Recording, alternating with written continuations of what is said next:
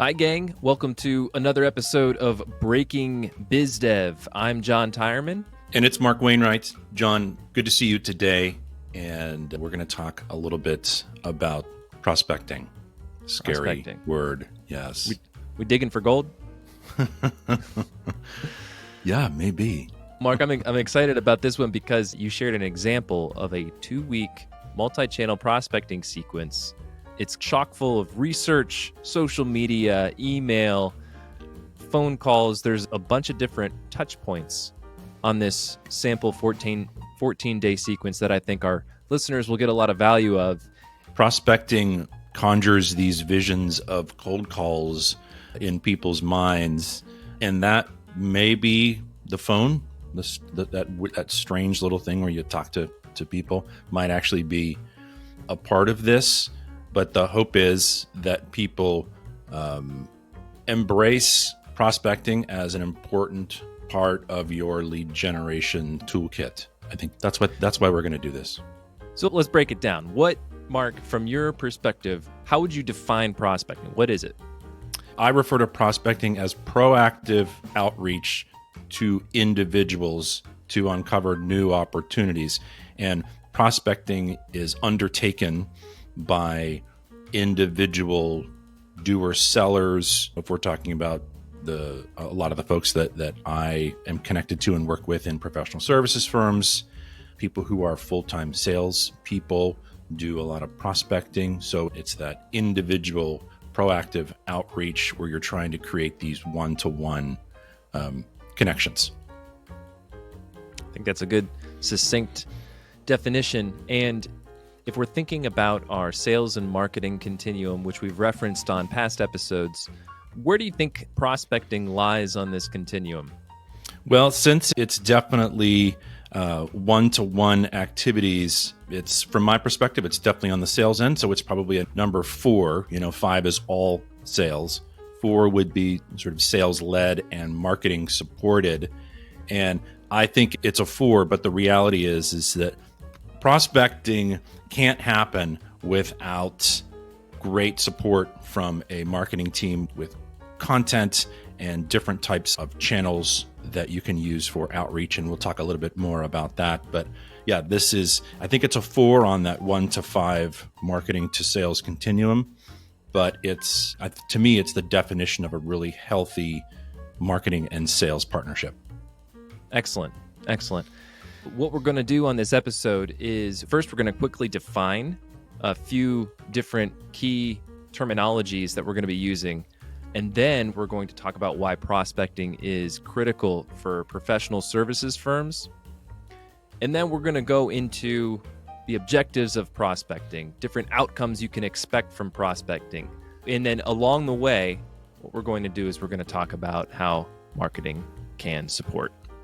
So, great. Let's start defining what we mean by prospects, leads, and opportunities, specifically those 3 parts. Good. So yes, prospects, leads, opportunities. And these words come up again and again in conversations like this, and podcasts and articles and all over the place. And a lot of times they're a little bit confused.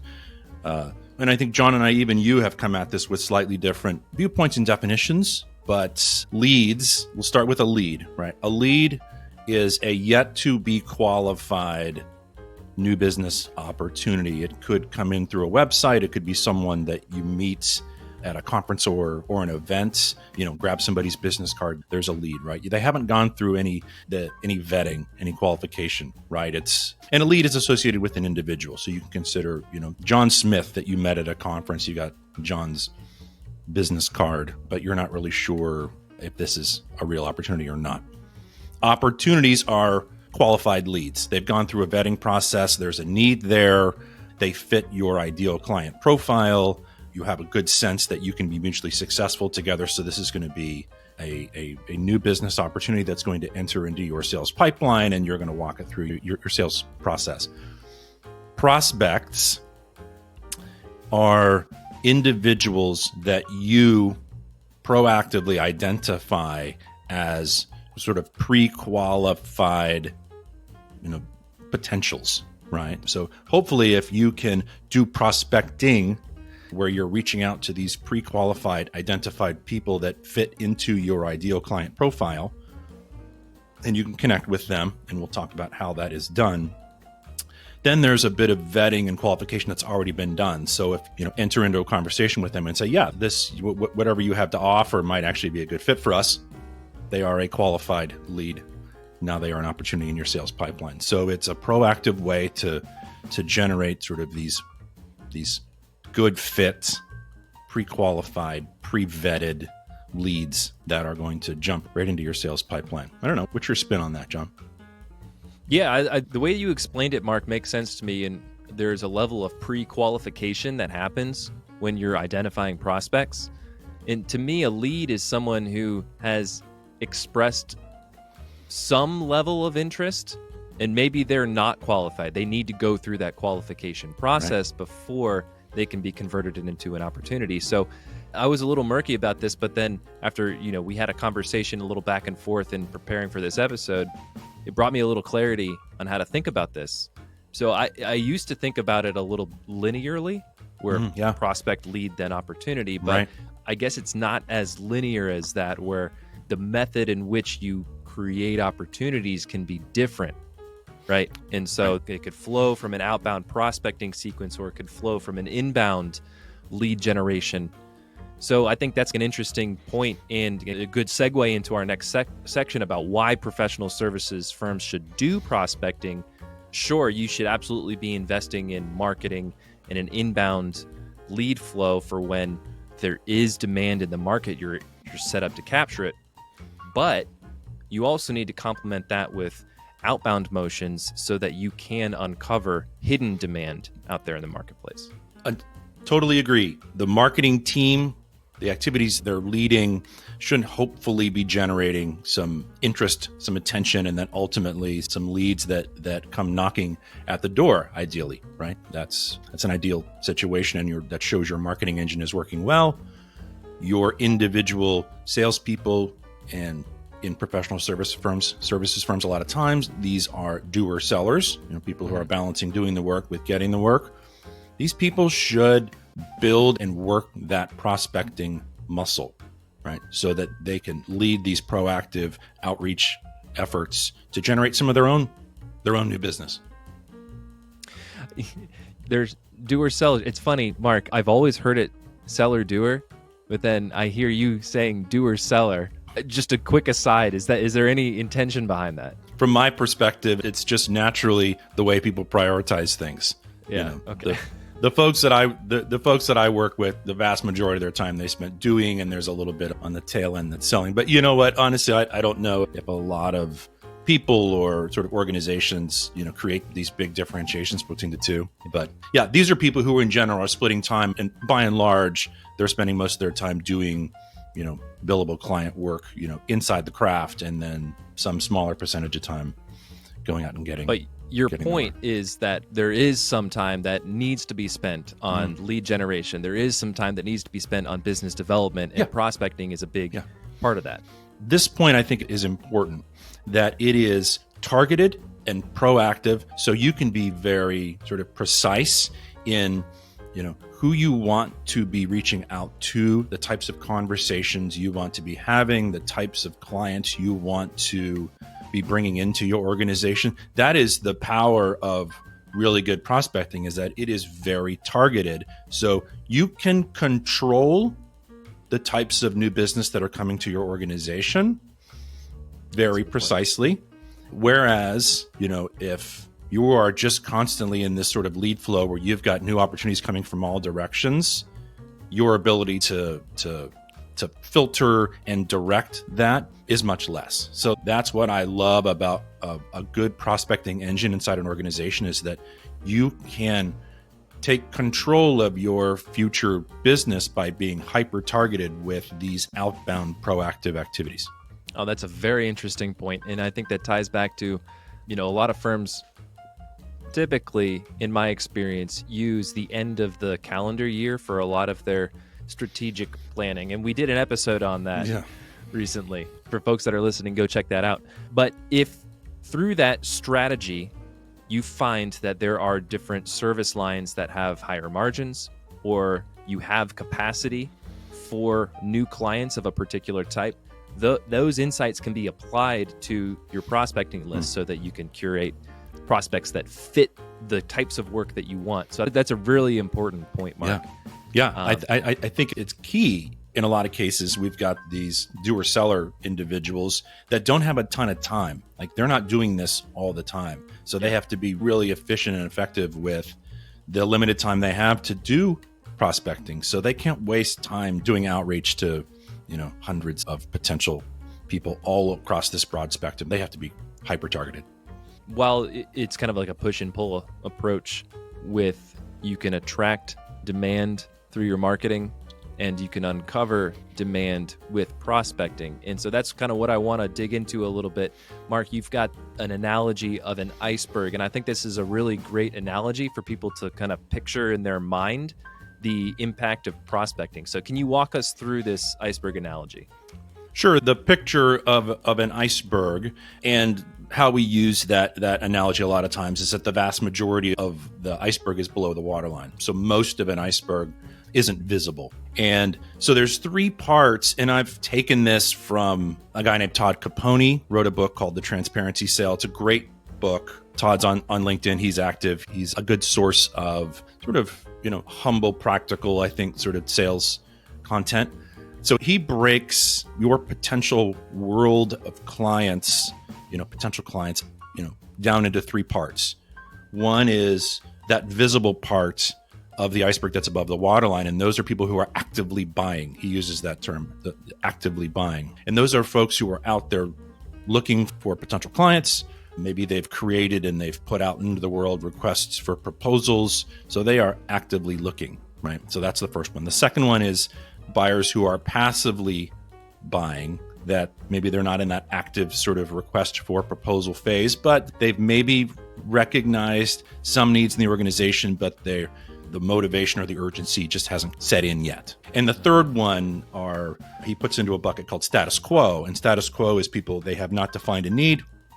They're not looking for it. They think everything that's currently happening in the organization is okay.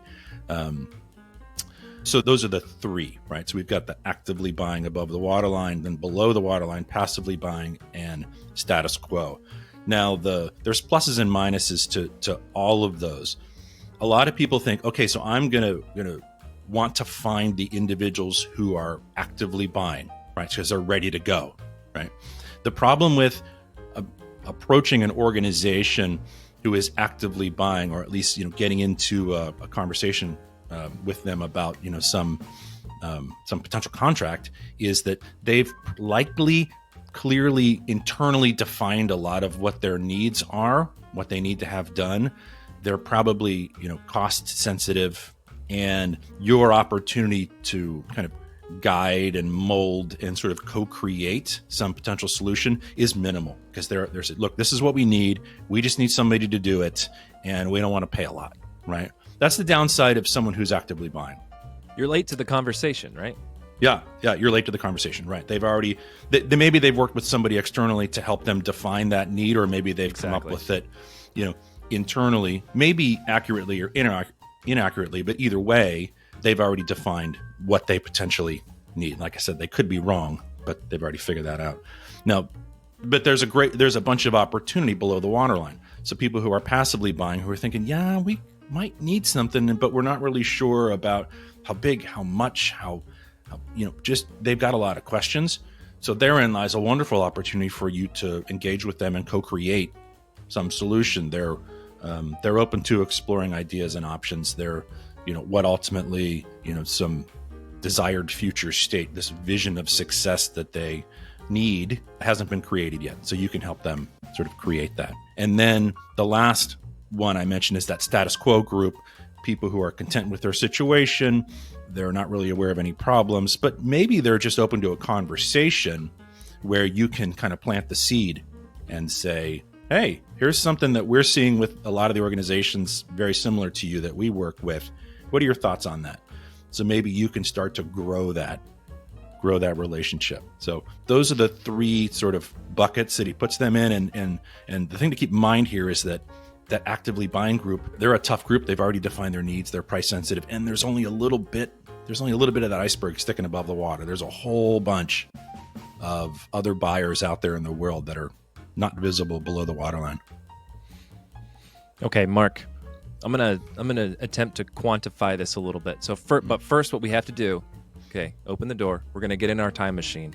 Okay, we're gonna go back about 70 plus years. We're gonna go back to the 1950s, and there is a social psychology professor at Harvard University during this time. His name is Robert F. Bales, and Professor Bales studied market research. He's one of the godfathers of market research. Through his research, he found that there are 3 segments to any given market at any time. Sounds familiar. This sounds familiar. They line up exactly to the 3 buckets you're talking about. Yeah. The folks that are actively buying. This represents about 3% of the market at any given time. So if you think about that, whatever market you're in, whether you're selling architecture services, whether you're selling accounting services, consulting services, your target market, only about 3% of them are in the market for your services, are actively buying at any given time. The dissatisfied with the status quo, so this is your passively buying group, that represents about 40% of the market. Right. And then finally, the satisfied with their status quo, those that are not actively buying, those that are satisfied with their current solution, that represents about 57% of the market. Huge. Yep. Yeah, so that's where marketing can help support that 57%. And then if you think about our marketing and sales continuum, that would be more of the 1s and 2s. And then the dissatisfied with the status quo, those that are passively buying, that's really where there's an orchestration between marketing and sales that needs to happen. And then those that are actively on a buying journey, that's where your salespeople can step in and close the deal. Perfect. We're going to walk through some objectives and outcomes and a little bit of a process here. But one thing I want to make sure I interject, just push the pause button for a second and say, look, prospecting is difficult, particularly for people who are, these doer-seller individuals who are experts in their craft. They are, really good, marketing consultants or accountants or engineers. And when they undertake something, when someone hands them a job to do, they get it done really well all the time, right? Prospecting, you're not always successful all the time. It can be a little bit frustrating. So what I want to do is walk through a little bit of a process that helps people balance their day job, right? Their engineering work, their architecture work, whatever else, with doing some of these prospecting activities. I want to hopefully incent people to think, okay, so if I'm going to do this well, I need to focus. So I'm going to put aside my other work and I'm really going to focus on this just for a little bit of time. And that other thing we talked about is that prospecting is a fantastic way for people to control this whole ambiguous, confusing marketing and selling thing, right? So people to actually kind of get their hands wrapped around it and take control of it a little bit. So those are 3 important points I want to make. This is hard stuff, but ultimately, the benefits are great. So what should doer-sellers, what should they be focused on? What are the different objectives for prospecting? Yeah, so prospecting is not always kind of a win or lose situation. If you do it, you're unsuccessful with it, you kind of blew it, right? So I think there's 3 ways to, and I think this is a really healthy mindset. So there's 3 kind of layers of things you're trying to achieve, right? Ultimately, like if everything works out great, the big objective with prospecting is to get a conversation, get another conversation, right? You interact with someone, they say, yeah, great, let's take some time and talk, right? That's primary objective. Secondary from that is if you fail to get a meeting, at least you've learned some stuff, right? You've emailed back and forth with someone, you've done some research. They said, look, we don't have a specific need right now. It's an interesting offer. The timing doesn't seem to be right. Maybe get back to me in 6 months or whatever it is. Or this isn't a good fit for us, but I know someone who might find this to be really interesting, right? So you gather information. Good. And your last sort of fallback objective here is that you've established some familiarity with them, right? They've seen your name, they've seen your company name come across in their inbox or through social media or whatever it is. So you've taken their familiarity of your name, your brand, et cetera, from maybe 0 to something above that. So those are 3 sort of layers of what you're going to get out of this. It's not always going to be another conversation, but you're always making positive progress in one of those 3 areas. When I talk about outcomes, right, if you actually get that conversation, there's three possible sort of outcomes of that specific conversation, right? Great, let's have a conversation next week. Super. All right.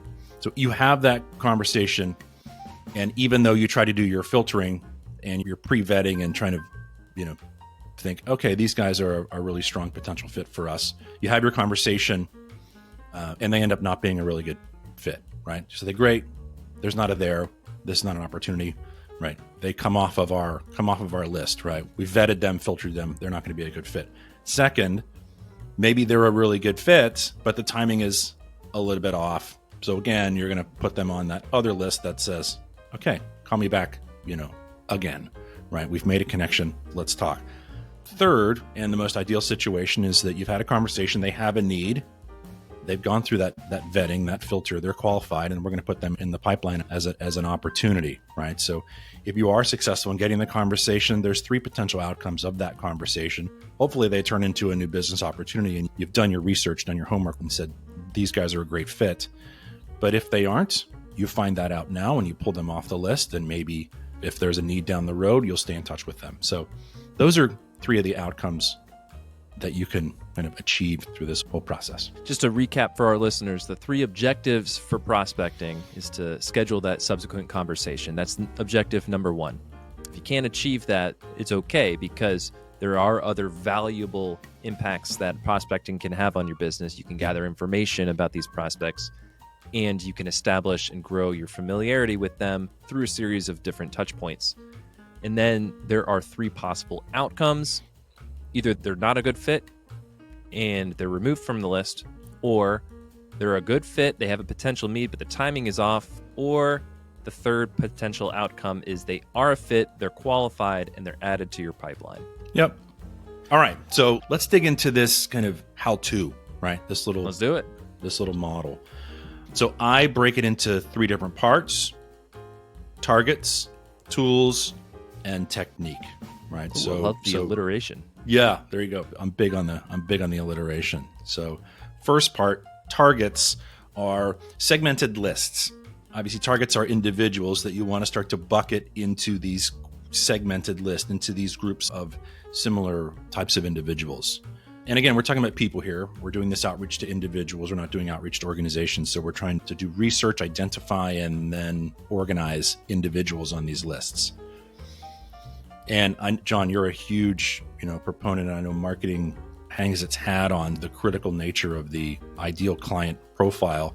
And this is part of it. These lists should line up with ideal client profile or profiles that you've developed. When you segment your ideal client profiles into different segments, what you can do is you can create messaging that resonates more with specific segments. So let's say you've got a couple different offers, and one offer is more aligned with one segment than another, then you might change your the messages that you use in your prospecting sequences based on the segment that you're going after. Mm-hmm. Good. These groups are your segmented lists. And what can happen a lot of times is that if you have these different groups that fall under maybe slightly different ideal client profiles, you can use different approaches, different content, different information to kind of get in touch with them. And once you've got them grouped, and maybe an individual doer-seller is thinking about this, so like Mark is telling me to take hundreds of people and put them into buckets. That's not what I'm saying, right? I think realistically, if you are an individual, if you're an architect or a consultant, then part of your job is to go and uncover some new opportunities out there. You should be thinking, okay, I'm going to put 5 or 6 people in this one bucket, and I've got another 8 or so I'm going to put in this other bucket. So I've got this handful of really manageable individuals that I can walk through an outreach sequence, this prospecting sequence, and I can do it in a reasonable amount of time, and I can hopefully achieve what I want to achieve. So we're not recommending that you take your marketing list of 2,500 emails and then go at it, right? That's marketing's job. That's marketing's job. Yeah. That's marketing's job, right? Just scope-wise, we're talking about a handful of people that you can get your head wrapped around and approach this whole process kind of in a reasonable way that you can balance with your billable work and your proactive outbound outreach. So that's what we're talking about. We're put these people into different buckets, and then we have to prioritize those different groups, right? Here's a group that's you're going to work on first. There's 4 or 5 people in that group, and there's another group that you can work on next. So just to keep yourself organized, get them in buckets, prioritize everything. And then we move to step number 2, which is the tools.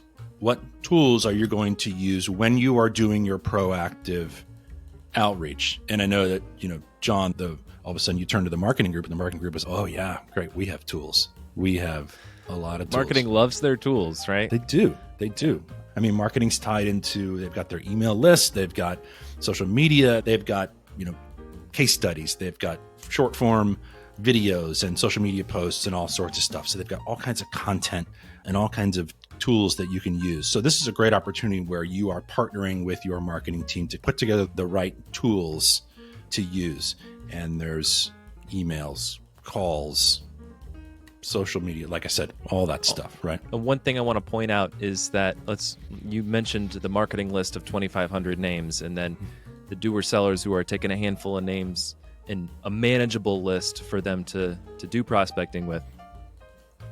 I think it's important to note that when you're doing this kind of prospecting, to make sure that marketing understands that those particular prospects are in a sequence at a certain time, so that the marketing team can make sure that they do or do not receive other communications that may or may not impact your prospecting. So I just wanted to point that out. Yeah, fair. I've come across that in the past. Hopefully, if you've really done this well, they work in concert, exactly, with one another. Yeah, all these different tools need to come together in some logical sort of fashion. So the last part of this, we talked about the targets, these groups that you're going to do some proactive outreach to, the different tools. There's all kinds of different tools.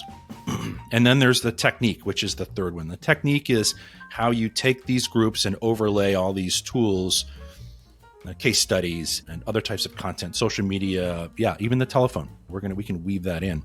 How you take all of these tools and use them in a logical sequence.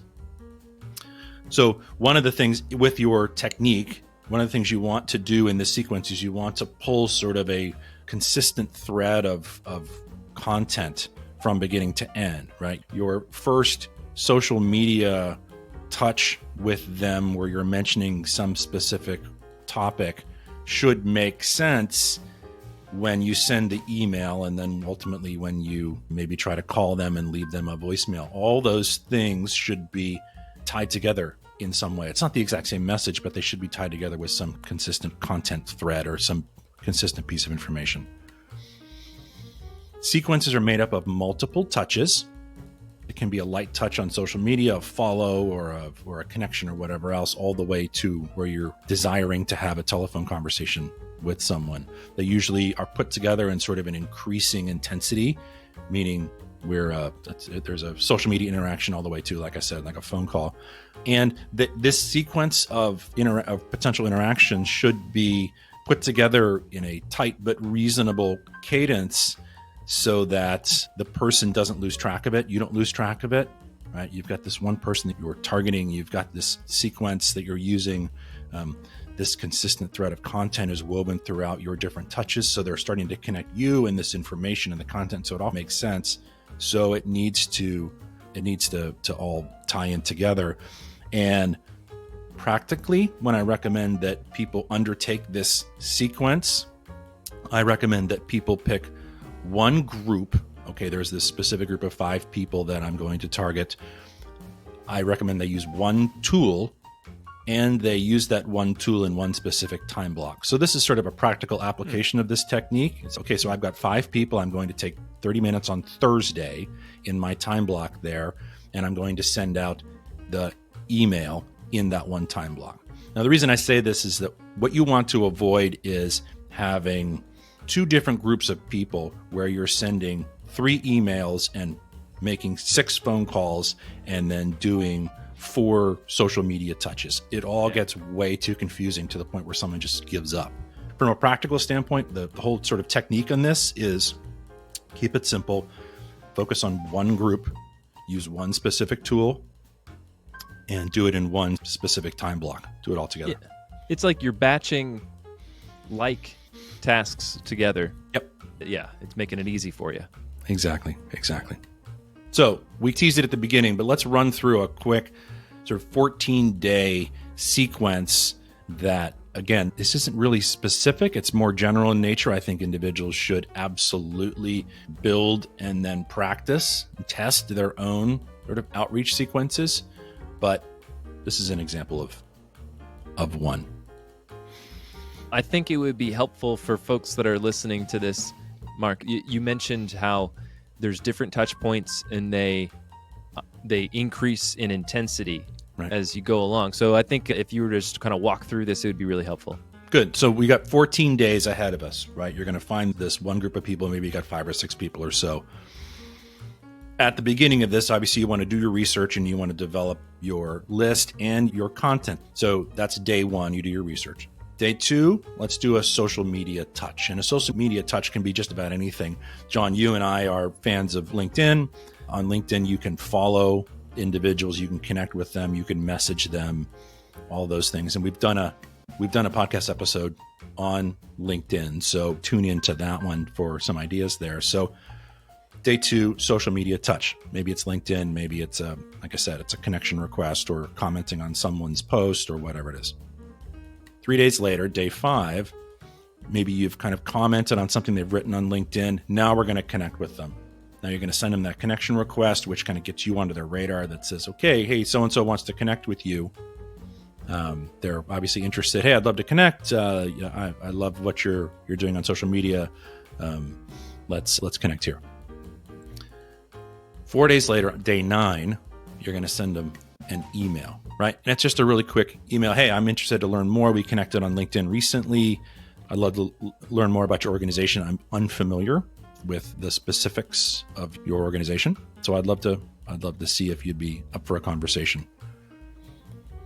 4 days later, if nothing's come of that yet, we've got this 4th touch, which is a telephone call, right? So you've hopefully got their telephone numbers, are sometimes easy and sometimes not. And a lot of times when you call people, you're going to get their voicemail, right? So you're going to call and you're going to have a voicemail script ready to go. And it's just simply, hey, I thought I'd give this a shot. I've sent you a couple other communications and I wanted to try to reach out on the telephone. Who knows? Sometimes having a nice, pleasant, brief conversation on the phone is fine. If you'd be willing to schedule a conversation with me, that would be great.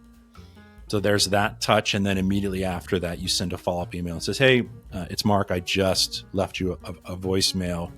No big deal. If this is not of interest to you and it's not something that you want to pursue, that's totally fine. Just send me a quick note and we'll call it done. But if so, let's find some time to talk.